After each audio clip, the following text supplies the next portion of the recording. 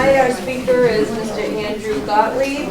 He's director of the Association to Preserve Cape Cod. It is called APCC. And for over 50 years, APCC has been working to preserve the environment on the Cape. Mr. Gottlieb has worked in the field of environmental protection for over 30 years. And he's going to provide us an update on the latest water quality condition of our ponds, bays, and drinking water, and also discuss other environmental challenges facing the Cape in 2023. Mr. Gottlieb. Hi. Hi. Thanks for having me tonight. I'm going to do this no pictures. So we'll leave a little bit of time for questions afterwards. APCC has been looking at a variety of environmental issues on the Cape for the last 55 years. Of late, a lot of our focus is around water quality issues. And to that end, we annually publish something called State of the Waters Cape Cod, which evaluates and rates the quality of drinking water, ponds, and estuaries across the Cape. We just put it out last month. I would encourage you, when you have a moment, go home, take a look at it. You can find it on our website, apcc.org. You can look at it at sort of a high level and get an idea of what's going on with water quality in areas that you care about. And it has the ability online to zoom in on a particular water body, and it'll give you a fair amount of information about where the sampling stations are, how the individual sampling stations score out. And if you're a data junkie, you can actually go down to the underlying spreadsheets. I have never been there. I don't intend to go there. But if people like to see where the source data is. And so, in summary, what we found was that the trends we've been watching the last 4 years have kind of persisted. And to that end, with our estuarine resources, we started 4 years ago doing this report. At that time, 68% of the Cape's estuaries failed to meet water quality standards and failed from our rating system. This year was 90%. There is not a single south-facing embayment on Cape Cod, and only one on the western side, Buzzards Bay, that does not exhibit poor water quality at some point during the course of the year. The remaining high-quality waters are on Cape Cod Bay side, and even there we're starting to see some erosion. The cause of the water quality problems for the estuaries is not a toxic pollutant. It's not a hazardous waste source. It's something actually pretty ubiquitous and benign, which is excess nutrients. So basically, you're all gardeners, right? We're overfeeding the plant communities in our waterways. And we're allowing, as a result of that overfeeding, the algae that exists in a healthy ecosystem that's in balance to grow at a rate that exceeds what it should be at and causes the system ultimately to collapse. And the way it does it is algae, free-floating plant, non-rooted vegetation, important part of the food web, important part of marine ecosystems. When there's too much of it, it does a bunch of different things. First and foremost, it clouds the water. So, that gives you a sort of a grainy, murky feel to the water, or look to the water. The problem with that is the eelgrass, which is the submerged rooted vegetation that used to populate all our embayments, is highly dependent on clear water because it needs a lot of sunlight. And basically you're asking a sun-loving plant to grow in a shady environment. And it doesn't. When the eelgrass goes, and almost all of it has gone, when the eelgrass goes, you lose the oxygen production that comes from that healthy meadow under the water. You lose the habitat value. That's the place where the spat, the small seed from scallops, first bind upon birth, bind to something, provides them a forage location, provides them hiding locations. The reason we don't have any more scallops is we don't have any more eelgrass. Forage fish lose their habitat. So you lose the eelgrass, water's murky, dark things hold more heat than clear things. So murky water holds more heat, warmer water holds less oxygen, creates the conditions that result in fish kills and loss of high quality waters and habitat for sensitive fish. So finfish nurseries are gone as a result. At the end of the summer, early fall, water starts to cool down. The algae dies and drops, so the water does clear up in the fall. In the winter, if you go look at embayment today, looks pretty good. All that dead algae then sinks to the bottom, which has the net effect of two things. It smothers whatever eelgrass it didn't kill by creating the shade. And if you remember way back when, is to jump out of the boat into salt water, and you'd land on would be hard, firm sand. Nice place for rooted vegetation, good place for shellfish to be. Now you jump in, depending on where you are, you can go from anywhere from ankle to hip deep in muck. Well, what is that muck? That is all that accumulated, partially degraded algae. And so nothing lives in that muck layer. So that is what 90% of our estuaries on Cape Cod look like. They're not uniformly that way. The areas out closest to the ocean exchange tend to exhibit better water quality. Estuaries die from the landward side out because there's less tidal exchange, there's more influence of groundwater, and the nutrients that are in the water have a longer residence time, feed more plants. So where does it all come from? Three sources in inverse order of importance. Stormwater, roads and runoff, roadway runoff primarily. Fertilizers from lawns primarily. Combined, those two sources are about 15%. 85%, the remaining load, septic systems. Septic systems properly designed, properly installed, operating the way they were intended to operate, are the source of the contamination of our estuaries. That's because septic systems were designed to do one thing and one thing only, which is to protect humans from exposure to pathogens. So if you think about a septic system, and maybe you don't, I do a lot. Pipe goes out of your house into a big concrete box. There's a pipe coming in, there's a pipe going out. All the waste goes in, the heavy stuff settles to the bottom, liquid goes out into a leach field, and the leach field is designed to introduce that wastewater very quickly into the groundwater.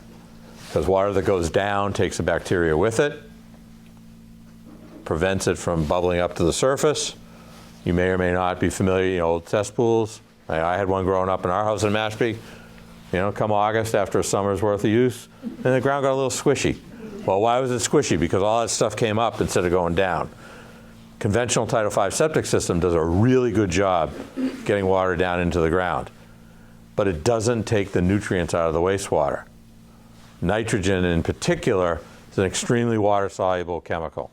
So it goes out in the effluent, down as designed into the groundwater, and it's going to show up in the first surface water body that your groundwater finds. You live near a pond, it's going into the pond. You live near a river, it's going into the river. You live close to an estuary, it's going into the estuary. And once it's in the environment, it feeds whatever plant growth is there. So Title V systems are the primary culprit of water quality degradation on Cape Cod. And you can't solve the water quality problem without solving the septic problem. Can't be done. You'll hear people say, well, we should ban fertilizers. Maybe. You could put not another drop of fertilizer on Cape Cod soils, and you would not have enough nutrient reduction to solve the problem. You get rid of all the stormwater, and you should. And you should. Won't solve the problem until we get serious about dealing with septic systems in backyards. So that's number one. Number two is our ponds. We know less about ponds than we do about the estuaries. There are 53 estuaries in the Cape, tons of data, multi-years, reams of data. Ponds, 900 ponds of 10 acres or greater on Cape Cod. Very little is known about most of them. Not a lot of data. So we only evaluate about 150 of the ponds on the Cape right now. 2 data sources. One is historic monitoring that towns may have done, working more often than not with UMass Dartmouth in something called the PALS program. And then the dominant source of information is our cyanobacteria monitoring program. So the data that we generate through monitoring about 150 ponds for cyanobacteria gives us the database that we need or we use. And what we're finding is about 50% of the ponds that we look at exhibit conditions that would make them vulnerable to a poor water quality incident during the summer. That said, only about a third of them, a little less than 40%, actually year over year in any given year show signs of poor water quality. So what's the difference between the third and the 50%? The honest answer is we're not entirely sure. The same dynamics are in place in the ponds that you see in the estuaries, except the nutrient of control is different. Fresh waters are driven more by phosphorus than nitrogen. Phosphorus moves differently in the soils. It will bind to soils to some extent, so it can be a real slow mover.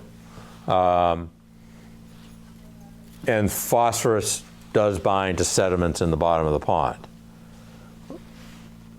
That's important in that with the lakes, even if you control all the conditions and all the input of nutrients from the watershed around the pond, you can still have poor water quality because there are certain conditions that occur in lakes that allow the phosphorus that's bound up in the sediments to re-release back up into the water column and feed the plants. Why does that happen? Happens because when ponds become oxygen poor, that chemical reaction can happen that releases the phosphorus. As water quality declines and ponds get warmer, ponds are getting warmer, the world's getting warmer, but ponds are getting warmer at a rate that's pretty stunning. 20 years of data up at one of the ponds in National Seashore. Ponds are 6 degrees warmer now in August than they were 20 years ago. That warm water promotes, again, algae growth. In the case of the ponds, it's a certain type of blue-green algae called cyanobacteria. Cyanobacteria is more than an aesthetic problem, and it has more than just the ecological problems that we described in the marine side. All the same stuff happens. Cyanobacteria grows, clouds the water, keeps light from getting down to the bottom of the pond, dies, creates muck. All bad stuff, right? The kicker with cyanobacteria is that in addition to ecological problems, there's a public health component to it. Cyanobacteria species, and there are a lot of them, produce toxins at certain concentrations that are neurotoxins. So we regulate Massachusetts for one. Our program evaluates ponds for the prevalence of that cyanotoxin, and when there are conditions that result in too much blue-green algae in these ponds, we advise your health agent, and there's usually a restriction put on the access to that pond by the health agent, protect people and pets in particular from cyanotoxin exposure. Pets are more vulnerable than humans. It's a body mass dosing problem. So small dog, a lot of cyanotoxin, it's more likely to have an impact on them than it is you or me. The other kicker on dogs, if you have a dog that goes into a pond that exhibits signs of cyanobacteria, and I again encourage you to look at our website to see a picture of what it looks like. It's an odd, unnatural, bright green typically on the surface of the pond. Dogs obviously go in the pond, open their mouths, lap up a bunch of water. That can be a problem. The bigger problem is when they come out of the water and they lick and groom themselves. What they're doing is they're taking all the residual neurotoxin off their fur and ingesting it, and that can be the dose that's fatal. So if your dog goes in a water body you're concerned about, wash them off. The sooner the better, as a way to protect the animal. So, like I said, about a third or so of the ponds that we look at show problems. There's variability in how the weather, this may seem a little funny, you think, what's it like on the Cape today? And people say, it's sunny or it's cloudy, but it's not uniformly cloudy, sunny, or raining or dry across the region. And so what we're seeing in the last couple of decades, but a fair bit in the last few years, is these really short, intense tropical bursts of rain that are sporadic. And so the operating theory here is that areas that are subject to these really strong rainstorms, they wash a pulse of fertilizer off the watershed, especially if people have been fertilizing their lawns. They've removed the native vegetation between their lawn and the shore and the pond shore, and that fertilizer washes in, provides a little bit of a boost, as fertilizers would, feeds the cyanobacteria, and you can get a bloom. So, we're learning more about that, but the best way to deal with that is we would really encourage you, replant native species along the border between your yard and the pond shore. The thicker, wider that barrier, the better, the more uptake of nutrients that will come, and the better water quality you get. But the other part of it is just stop fertilizing your lawn. All right, put some moss, put some clover, stop with the turf grass. Your lawn doesn't need to be a putting green.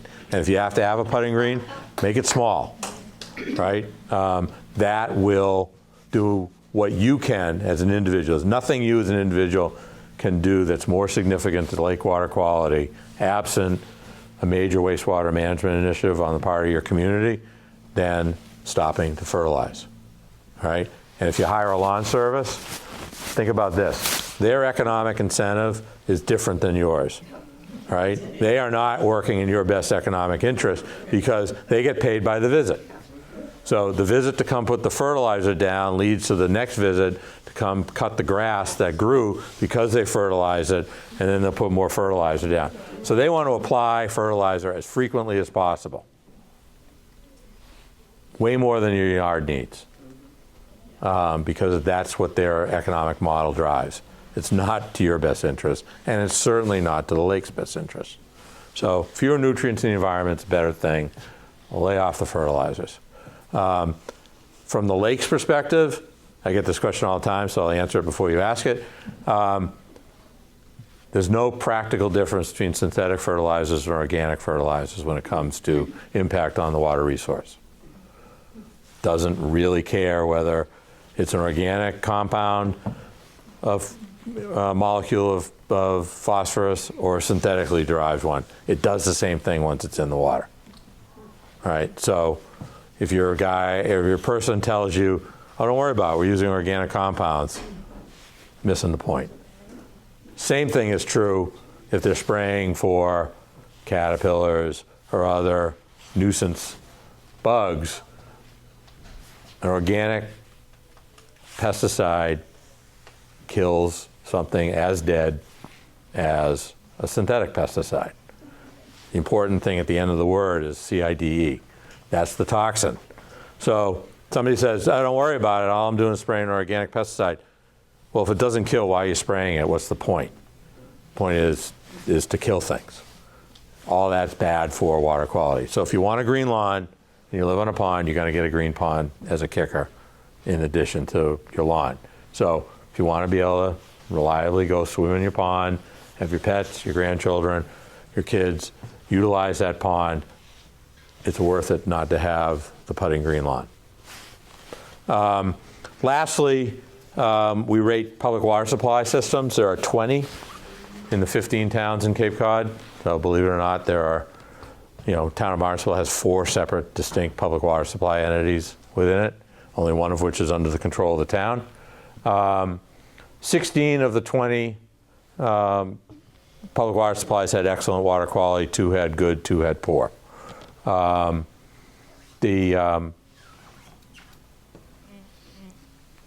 big thing we were looking at this year was the existence of perfluorinated compounds, PFAS compounds, forever chemicals, that you've heard a lot about.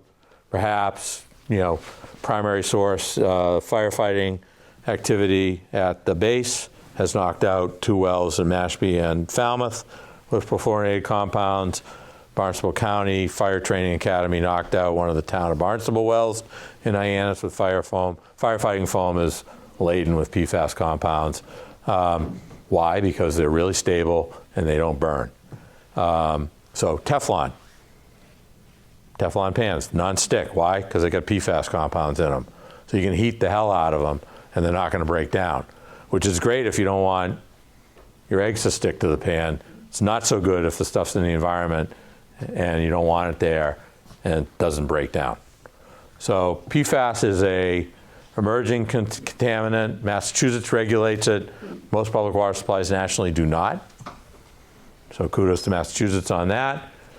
They regulate 6 of them out of like 2,000. Okay? So if you get this long chain of organic compounds, and you move one chemical, one carbon molecule, one item to the left, that's a new compound and it's not regulated.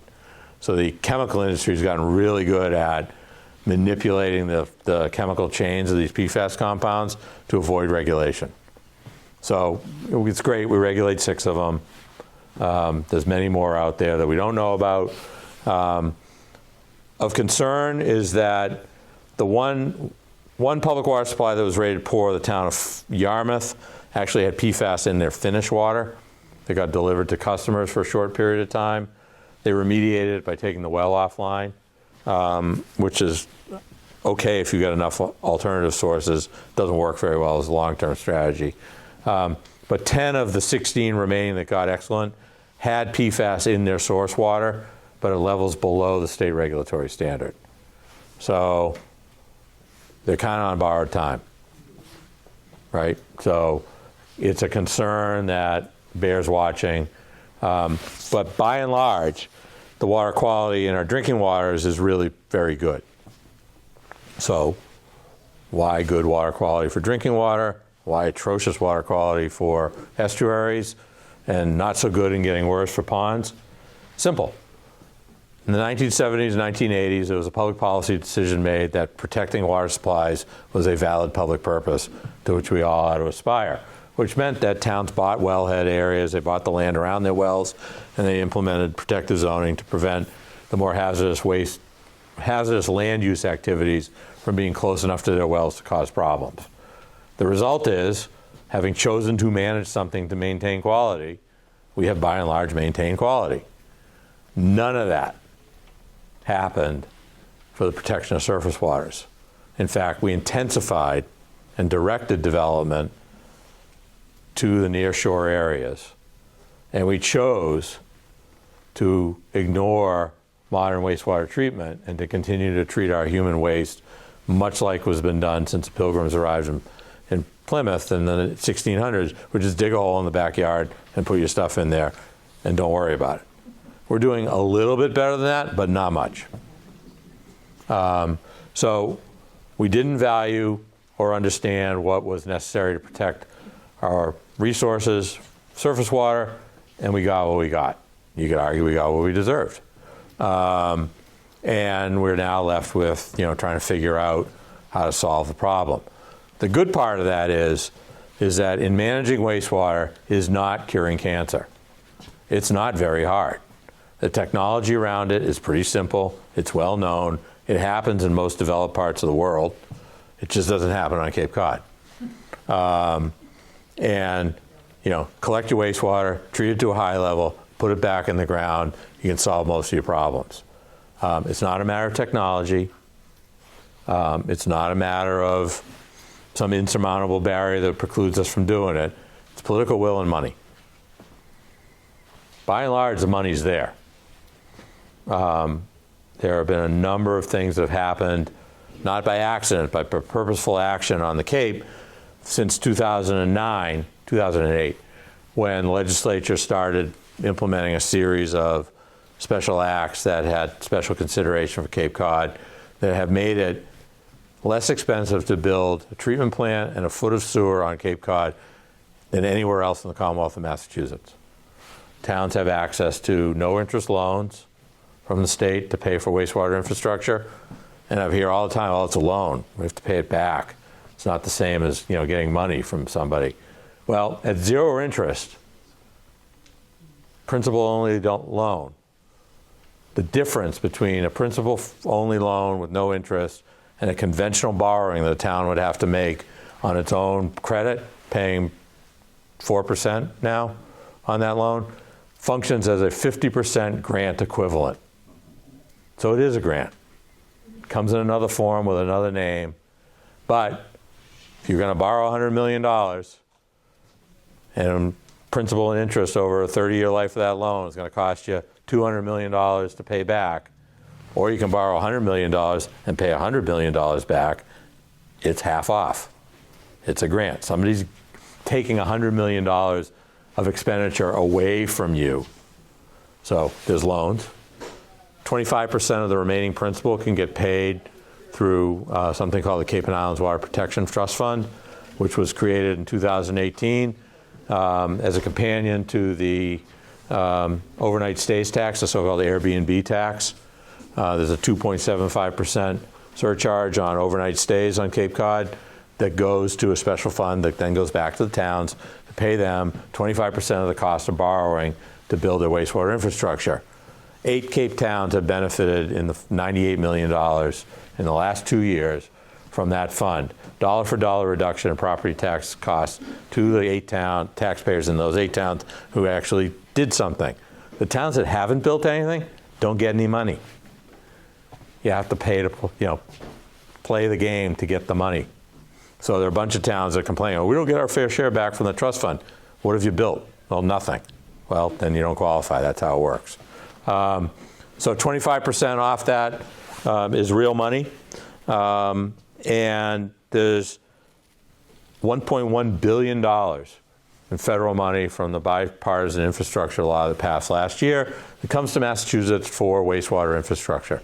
So the size of the pie, the size of that 50% grant pool for the next 4 years will never be bigger than it is right now. So if your town is dragging its feet on moving forward with projects, they're ultimately costing you money.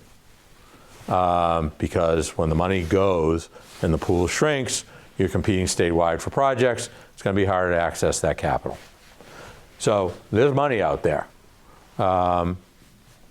So towns should be doing more. Most towns should be doing more than they are. And some are doing precious little. So that's kind of the overall lay of the land on water. You have probably heard about DEP's proposal to change Title V to require an upgrade of all existing septic systems to all these alternative systems that do a better job removing nitrogen than the standard system, but don't solve the problem in totality by themselves. How many of you have heard about that? Okay. How many of you have heard the other side of the coin, which is the companion set of rules that encourage towns to get a watershed permit? Anybody? Okay. See, that's the important part. The important part is the thing that's got everybody's undies in a bunch about, oh, I got to replace my septic system, it's going to cost me $40,000 and I'm going to lose my home. That requirement only kicks in if your town fails to pursue a watershed permit. What is a watershed permit? What a watershed permit is it's a mechanism that was passed in 2016 that allows a town to get a permit for all of its nitrogen nutrient management techniques. So in addition to conventional wastewater treatment plant, if your town is using aquaculture and shellfish to take 25% of your nitrogen load out, watershed permit allows you to get credit for that. If you're doing stormwater reduction, allows you to get credit for that. If you're doing fertilizer reduction, allows you to get credit for that. So it allows the town to say, this is the project approach that we as a community have that works best for our community. We'll implement it over a 20-year period, and we're getting a permit that gives us that time period and that certainty to meet those objectives. It also legally binds us to actually do something, okay? So the DEP regs taken together are trying to encourage towns to get into the watershed permitting game. They are doing so by saying, if you don't, your residents are going to have to bear the individual costs associated with your inaction. The politics behind it are such that the presumption is, and I think it's a good one, that a room full of people like you come to your select board meeting and say, you guys applying for a watershed permit? Because if you don't, I have to buy this really expensive item in my backyard that I don't want. And the town will say, we haven't decided. And in all likelihood, you and your friends are all going to say, you guys really ought to do that. because it transfers, lowers the overall cost of the community, gets us better water quality, and it provides a much more appropriately designed and equitable distribution of cost and impact across the community to deal with this overall public benefit. So the calculus behind this is that in all but the most recalcitrant towns, the 5-year upgrade requirement is a name-only fig leaf, paper tiger, that most towns will behave rationally and protect the interests of their residents and achieve water quality at lower aggregate cost to the public by opting for the exercise of the public option. That second part of the conversation has gotten completely lost in the public discourse around this, and it's been purposeful. It's been purposeful by the people who want to say and get credit for, I support clean water, but you can't put the burden on the homeowner, and you can't expect the towns to do anything over 20 years. 20 years. By the time this all kicks in, compliance deadline isn't until sometime around 2050. How many of us think we're still going to be around by the time 2050? Good for you, John. I like your chutzpah.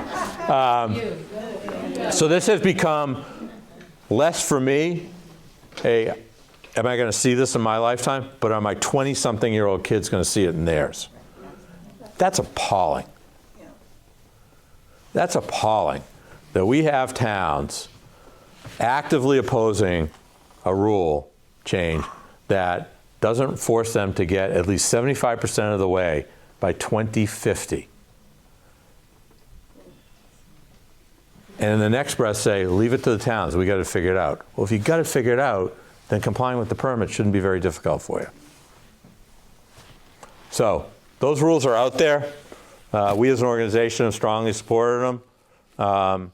We've been at odds. I've been at odds with a number of my former, I would count some of them as former friends in the municipal world. And that's okay. I don't know what this administration is going to do with these rules. I knew what the old administration was going to do with them, and they ran out of clock. Calendar moved too quickly, and it didn't get done before Baker left. And that's a shame, frankly. I'm hopeful that the Healy administration will do this. I'm sympathetic to them. I was a DEP the last time Title V was revised in 1994. Right? There's a reason it's been 30 years. It's because it's a miserable process. And it leaves itself and the agency open to all manner of outrageous criticism and critique that they've been subject to in this one. And so I'm really sympathetic, A, to the staff that have done a good job in putting this proposal together, but also to a new governor who's 2 weeks into it, having meetings with the likes of us, saying you got to do these rules as one of your first environmental signature movements in his new administration, in a populace that's been misled about what the options are, what the implications of it are, and what the alternatives might be to achieve something that everybody on their face says they want to see achieved, but won't actually, do the thing that needs to be done in order to make it that way. So I don't know is the short answer. But I'll go back, I'll sort of end here where I started, which is at least on the topic of water quality. You don't deal with the septic issue, you're not going to see better water quality. And anybody who tells you different either doesn't understand or they're lying to you. There isn't any other method. There's no silver bullet system. There's no alternative Title V system that just makes it go away. Technology is not there.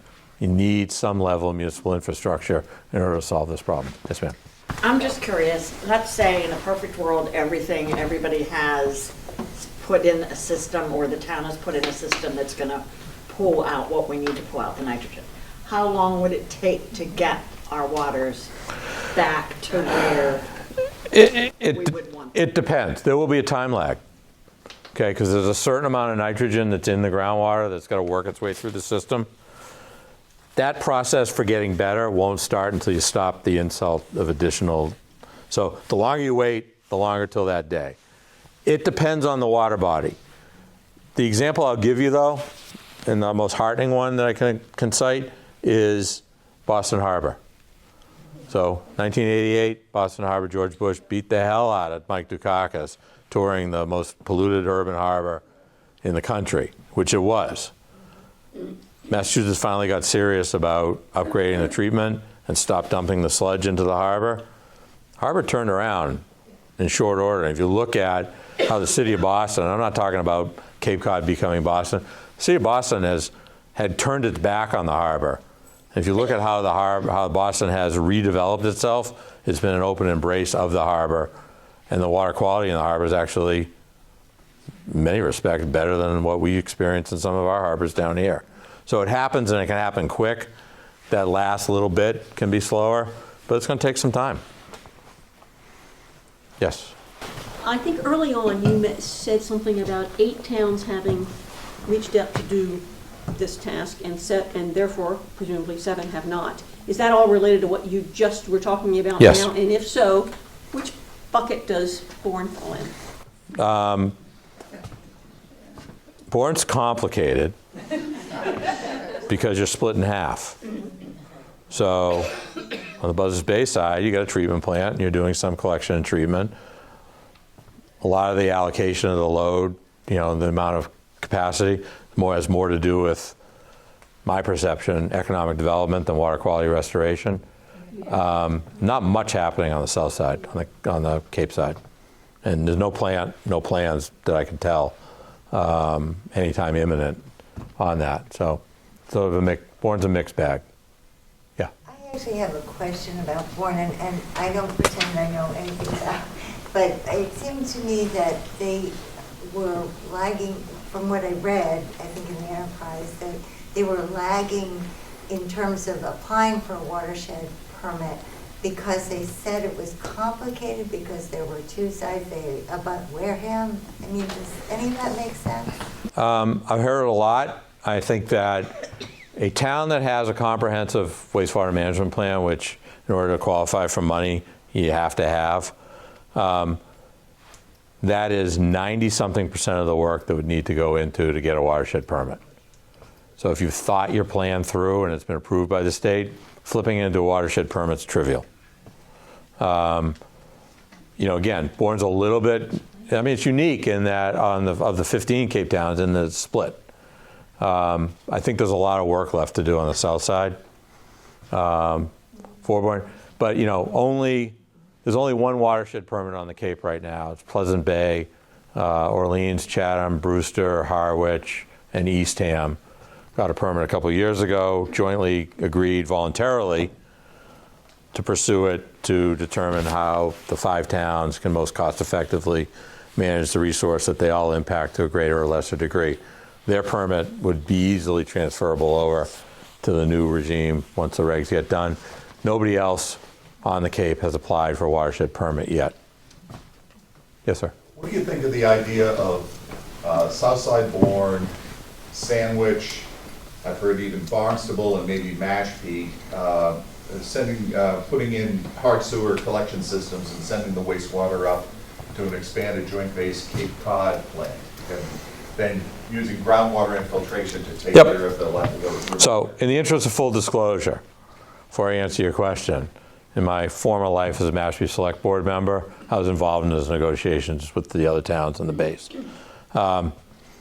Conceptually, it's a great idea. The facility at the base, it's an underutilized asset. I'd call it a liability.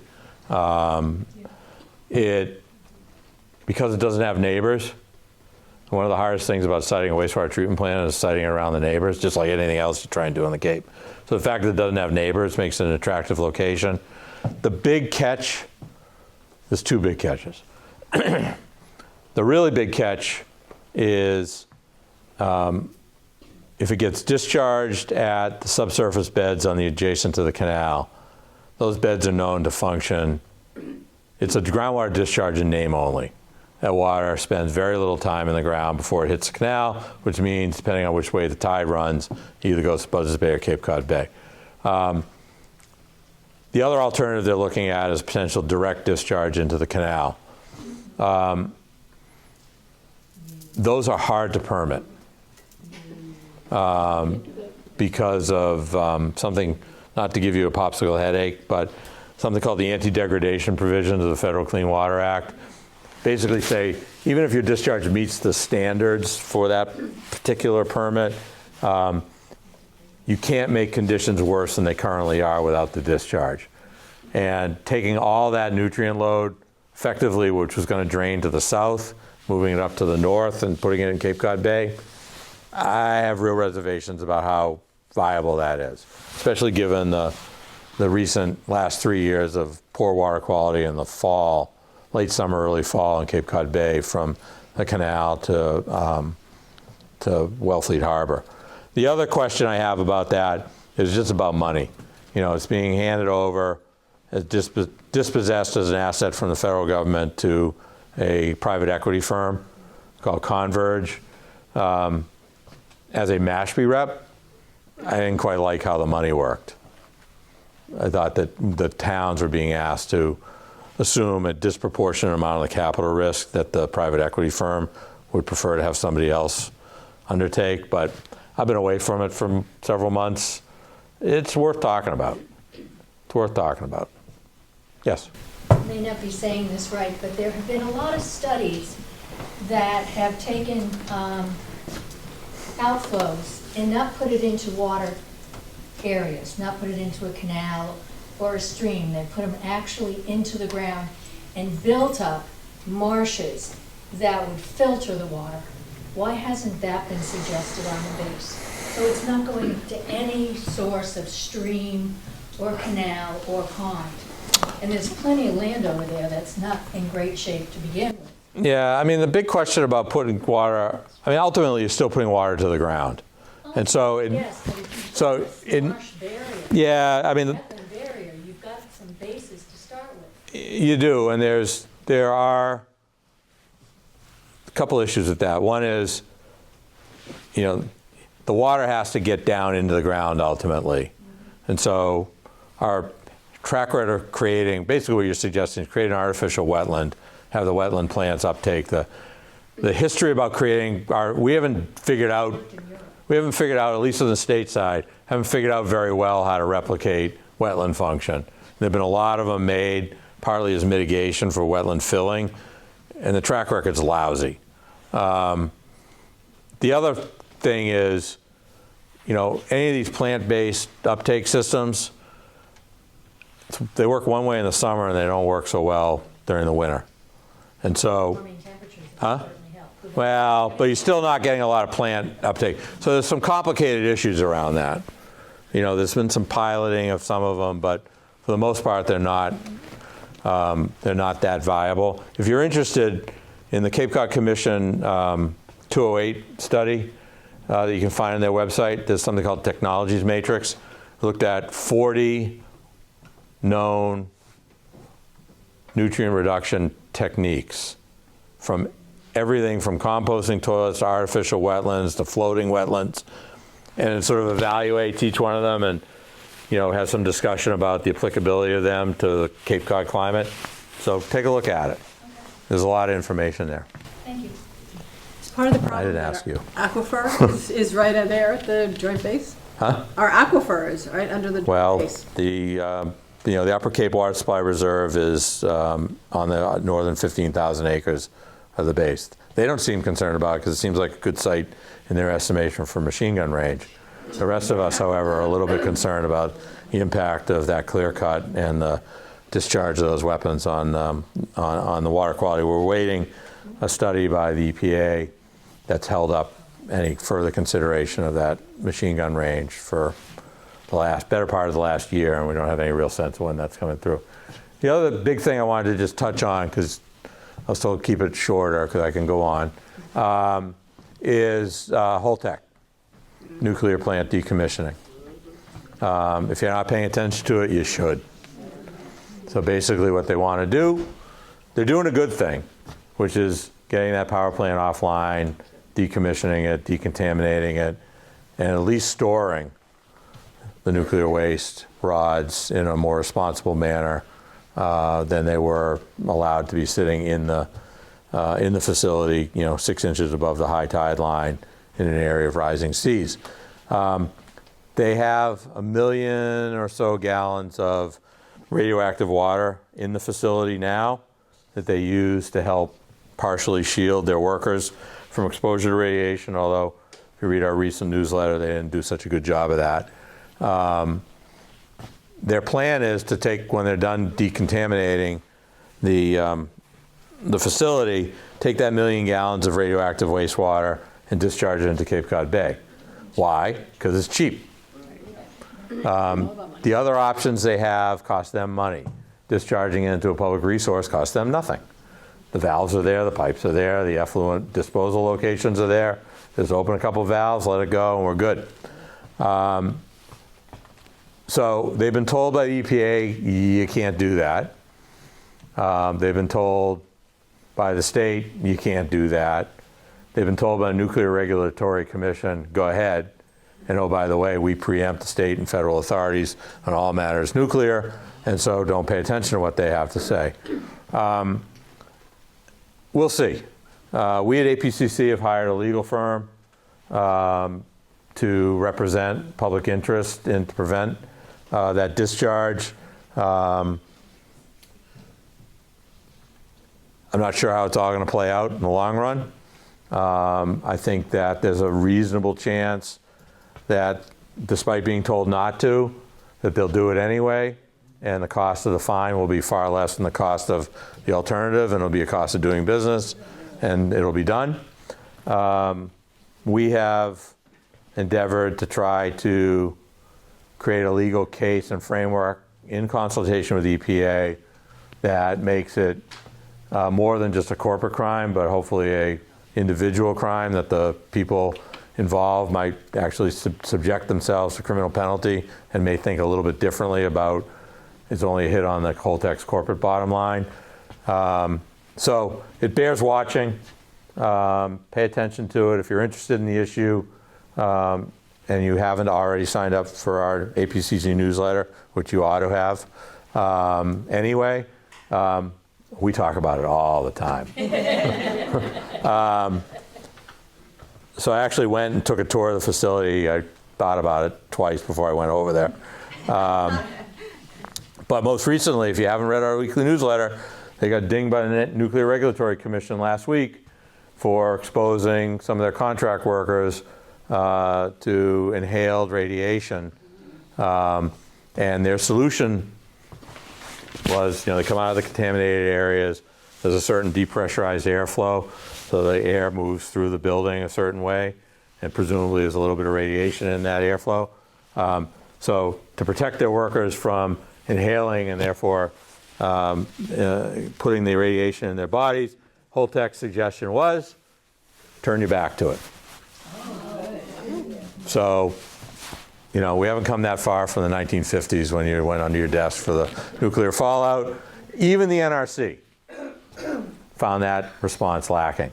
But the point is, other than the absurdity of the whole thing, that if they are that cavalier about the well-being of their workers, don't think for 1 second that they care one bit about the water quality of Cape Cod Bay and the economic loss that would come from the reputational harm, just the reputational harm alone, associated with contamination or discharge of radioactivity into that waterway. Because if you can get a clam from Aptucxet or Cape Cod Bay having been dosed with radiation, where are you going to buy it from? Where are you going to take your grandchildren to vacation?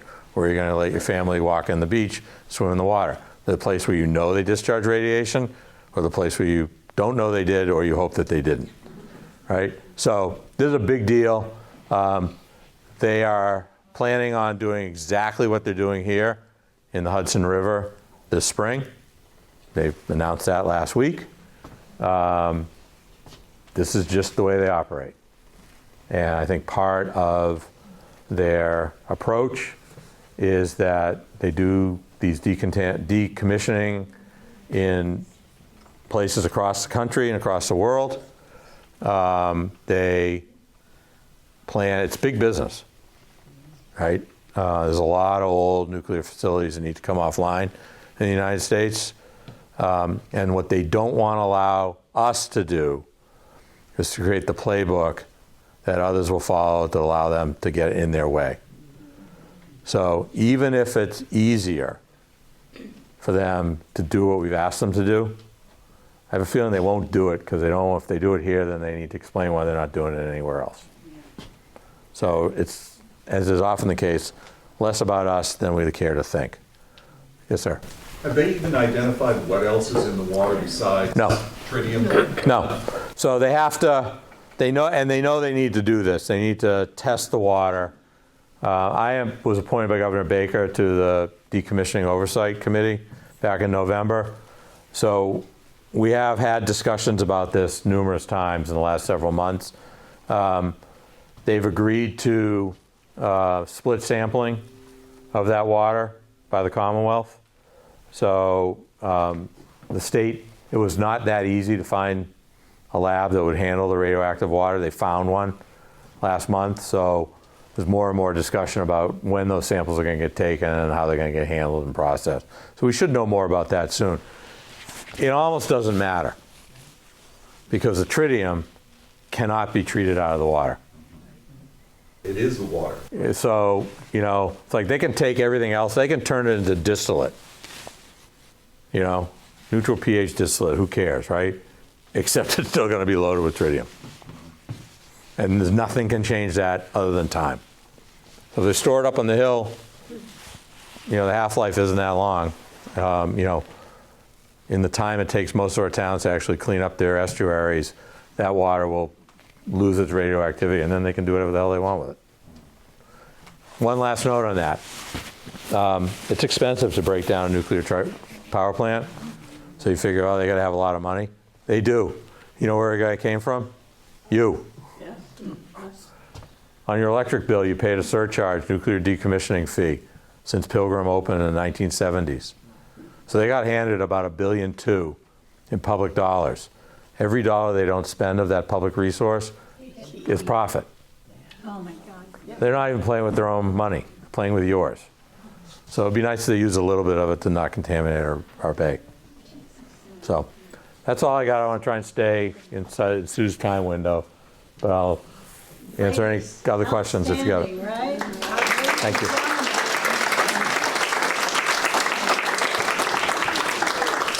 I'd like to see a show of hands. How many thought this was really educational?